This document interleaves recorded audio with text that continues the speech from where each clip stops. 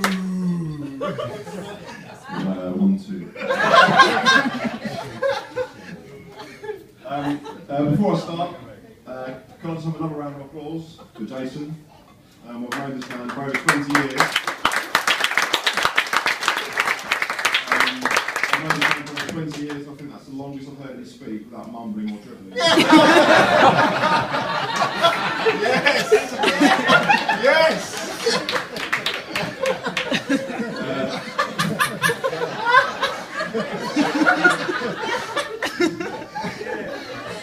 I'd just like to start the speech by raising a glass to Dan and Matt, my 2 support acts this evening. Our beautiful maid of honour and bridesmaid Lisa and Louise, our gorgeous flower girl Lucy, and our little page boy Joshua. I'm sure you all agree they're absolutely fantastic today and are only outshone by our stunning bride Sarah. For those of you who don't know me, my name is Graham, and this is the first time I've had the horror, sorry I mean not honour, being best man. Last Christmas, Jason asked me to be his best, Jason asked me to be his helper and right-hand man over the preparatory months, including day of this wedding celebration. But tonight, Jace, you're on your own, mate. I think that asking somebody to be your best man is one of the greatest honours one can bestow.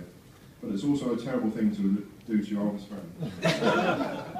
At first, I was really excited about the prospect of being Jason's best man, and as much as I've enjoyed it, it has turned out to be one of the most daunting things we've ever done. But just seeing the happy couple today, it has all been worth it.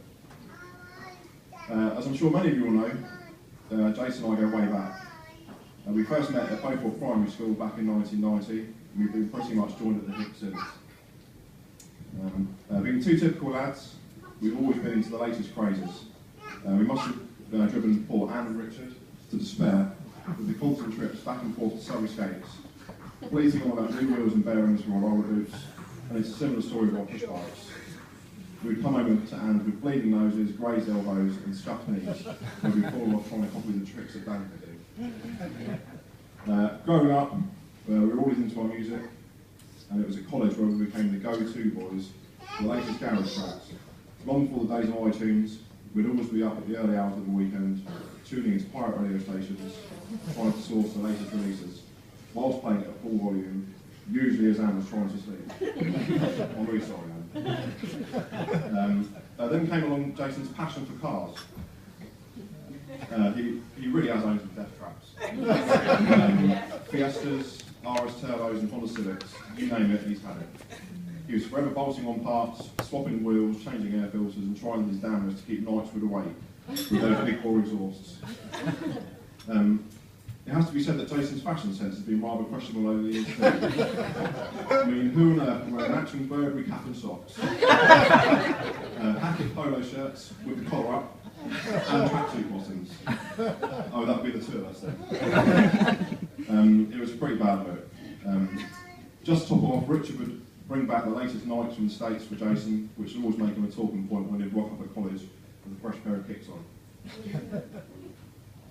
Now, so at this point, I'm going to have to disappoint everybody in telling you that I'm not going to let you all know the crazy stories of Jason's past. And it's not because of the huge bribe that Jason gave me. By the way, Sarah, you don't want to Mexico, do you? No, the reason I'm not going to tell you all this because I was really saying right next to him doing it all myself. And my fiance is here tonight, and so honestly, it's not like I don't want to tell you, it's just I can't. Seriously though, I feel it's a great privilege to be Jason's best man today. Anybody that knows Jason will tell you that he is one of the kindest, warmest, most caring people that you'll ever come across. He's always been known to be a bit of a perfectionist, squeaky clean, immaculately presented, and clean shaven with picture perfect hair. It's probably what attracted Sarah to him. It certainly wasn't his quick wit. Or it could have been that trademark smile. I can genuinely say there is nothing I wouldn't do for him, and equally there is nothing he wouldn't do for me. In fact, we spend our whole lives doing absolutely nothing for each other.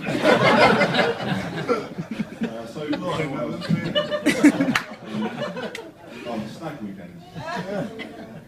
So on September the 5th, 10 of us flew out to Amsterdam, and just so you all know, we really enjoyed the art galleries, tulips, Jason always said he wanted to go abroad for his stag do, which was kept a closely guarded secret until a fortnight before. Cheers, Emily. When it came to organising the stag party, it was made very clear to me by Sarah what would happen if Jason was stripped naked and handcuffed. So after discussing this with the other boys, we decided it wasn't for us to get involved in what Jason and Sarah do in their private life.